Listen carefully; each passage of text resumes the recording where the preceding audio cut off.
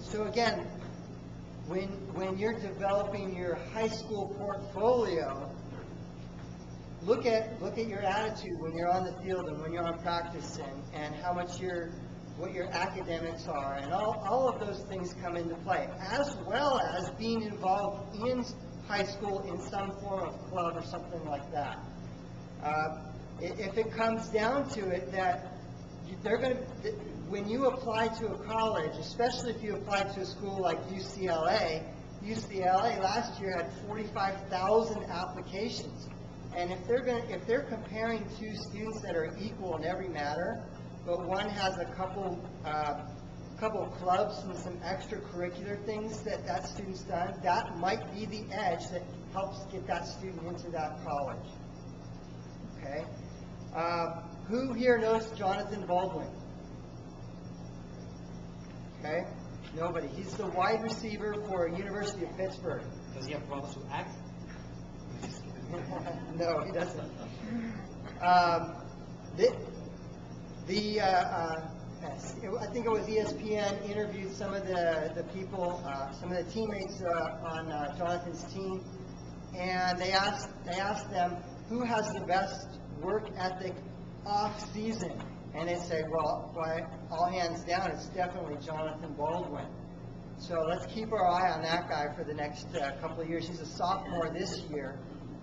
We'll see how he does. As long as he keeps himself out of trouble, he could be very well one of the next NFL athletes in that.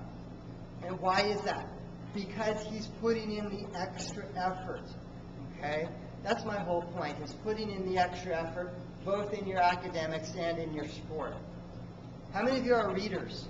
Like to read? Okay, write this one down. The book is called Mastery, M-A-S-T-E-R-Y, Mastery. This is an excellent book, both for you as students and for you as parents. And the book shows how to become a master in whatever skill it is that you're looking for, whether it's in your sport or musically or even in your job and that. And it's a great book. I recommend taking a look at that. The next thing that I'm going to talk about is being a good sportsman, both on and off the field. And the quickest way to be removed from a college coach's prospective wish list is to have a bad attitude and use abrasive or foul language on the field. Because college coaches, they don't want to deal with any headaches or troublemakers and that. And this goes equally well for parents. And I'm guilty of that myself, with yelling at the referee or making comments to the opposing team or the opposing coach and that. And so any type of foul or abusive language from a parent can also get your kid kicked off that college coach's wish list.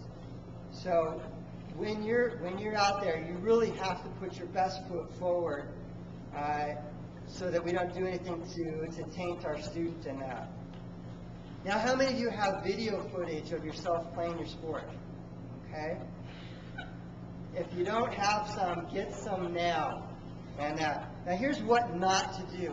Have about 2.5 hours of the back of your head as you're running around the field. And when you're filming, you want to make sure that you've got a good view of the entire field. And ideally, you want to have a couple seconds before you're in play, and then while you're in play, and then a couple seconds while you're out of play, so that the college coach can review that and see how you're reacting before the play and how you're reacting after the play. Okay? So about 3 or 4 minutes on those video clips. Now, don't do this. Don't mail in a tape or a DVD to a college coach. Because when a college coach is looking at recruiting a player, he's probably looking at anywhere from 80 to 130 or more athletes. And he's literally looking across the United States at all the athletes and that. And if we send in a DVD or a video, imagine you're the college coach and now you've got 130 videos that you've got to review, or 130 DVDs that you've got to review. You've got to now find a DVD player, you've got to find a VCR, a TV, and all of that stuff. Ideally, what you want to do is